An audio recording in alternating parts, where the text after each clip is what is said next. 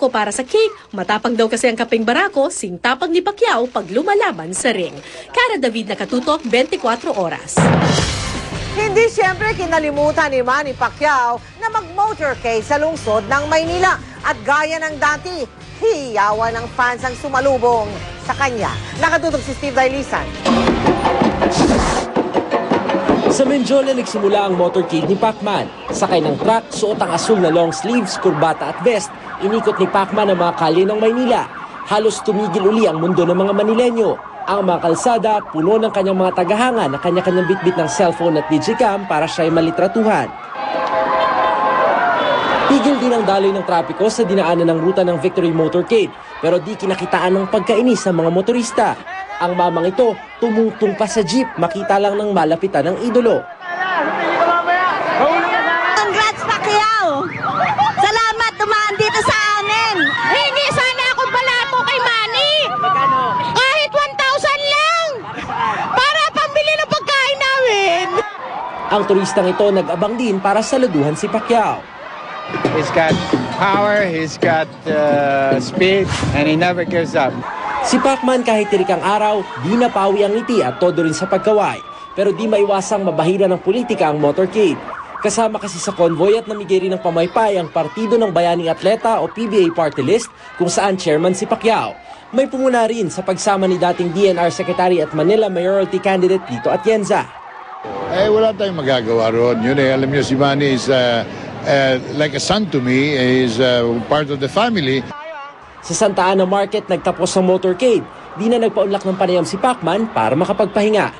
Matapos sa matagumpay ng motorcade ng pambansang kamao dito sa Maynila ay agad naman daw siyang lilipad patungo sa kanyang home province sa Sarangani kung saan nag-aabang din yung kanyang mga kababayan. Kasabay niyan ay yung kanyang paghahanda para sa pagsabak sa kampanya. Steve Dailisan, Nakatutok, 24 Oras. Kaligtasan mo sa Alerto 24. Isang lalaki ang inaresto sa lungsod ng Caloocan dahil sa pambubugbog umano sa kanyang kinakasama na bagong panganak pa naman. Si Tricia Zafra, naka-alerto 24 eksklusibo. Todo ang panunuyo ng lalaking ito sa kanyang kinakasama matapos siyang ipadampot nito sa mga pulis bago maghating gabi sa Bagong Silang, Caloocan. Hindi na raw kayang tiisin ng biktimang tawagin na lamang natin sa pangalang Marie ang paulit-ulit na pananakit sa kanya ng sospek, lalo pat kapapanganak niya 3 linggo lang ang nakakaraan. Nag-ugat umano ang away na madalas mauwi sa pananakit sa hinala ng sospek na hindi raw siya ang ama ng batang isinilang ni Marie. Nagtamo ng sugat sa kaliwang braso si Marie. Dapat yung baby mo umpog sa pader eh. Naiganong ko, tapos tinulak niya ako, di niya napansin gumano. Sa pader po tumama. Kasi nga, may matayin eh, tiniis ko lang. Dinugo pa ako dahil sa'yo. Bukod sa pananakit, may 2 araw na rin daw siyang ginugutom ng sospek sa pamagitan ng pagkukulong sa kanya sa kanilang bahay. Lalagyan ng kuryente yung pinto buhat. Ang sospek, walang katapusan sa pakikiusap at paghingi ng tawad. Natatakot na ako sa'yo.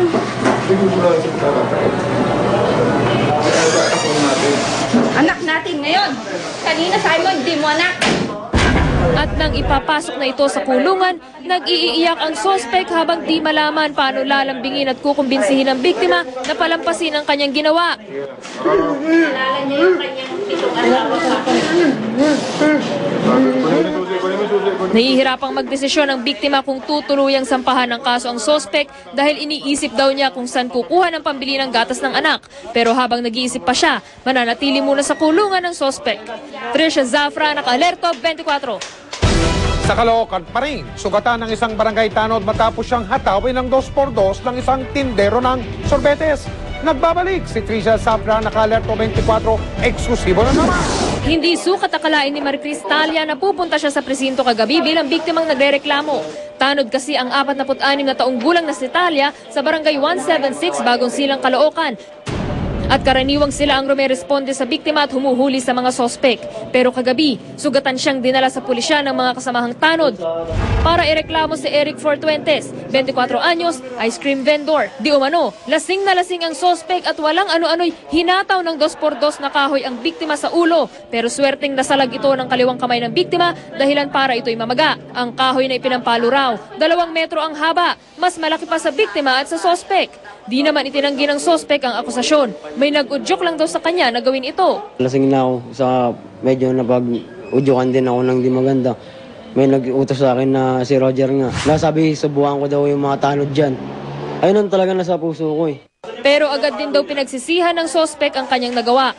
Nay, sana po Nay, patawarin niyo po ako. Hindi ko na po ulitin Nay. Promise po Nay, gagalang ko na po talaga kayo. Hindi na po mangyayari ulit Nay. Nay, gusto lang po makauwi ako kasi nag-aalala na po yung magulang ko Nay. Sincero man si Fortuentes, desidido naman ang biktima na turuan ito ng leksyon. Hindi ko po muna ngayon matatanggap ang mga salita niya na binigay sa akin kasi masakit din sa akin na yung ginawa niya. Kung natuluyan po niya, ma'am, ako, di namatay na ako. Makuha na yung medical nila, diretsyon na yan sa court request na yan. Kasong direct assault at physical injuries ang haharapin ng sospek. Trisha Zafra, naka-alerto, 24. Matapos ang sunod-sunod na pagtataas ng presyo ng mga produktong petrolyo, magandang balita dahil magro-rollback ang ilang kumpanya. Nauna na kaninang tanghali ang Flying V, 25 sentimo ang ibinaba sa kada litro ng kanilang diesel, gasolina at kerosene. Ganito rin ang rollback ng Sea Oil at Shell sa kanilang diesel at gasolina. Ang Eastern Petroleum, Chevron, Phoenix Petroleum at Petron naman ay magbababa rin ng presyo bukas. Ang rollback ay bunsod ng paggalaw sa presyuhan sa world market. Mga kapuso, meron po tayong balita na matagal nang hinihintay ng mga Pilipino, lalo na ng ating mga magsasaka. Ayon po sa Pag-asa, may papalapit na bagyo sa ating bansa. Kauna-unahan po yan para sa taong ito. Sa ngayon po ay nasa silangang bahagi pa ng Mindanao. Ang bagyo na yan, medyo may kalayuan pa po mga kapuso.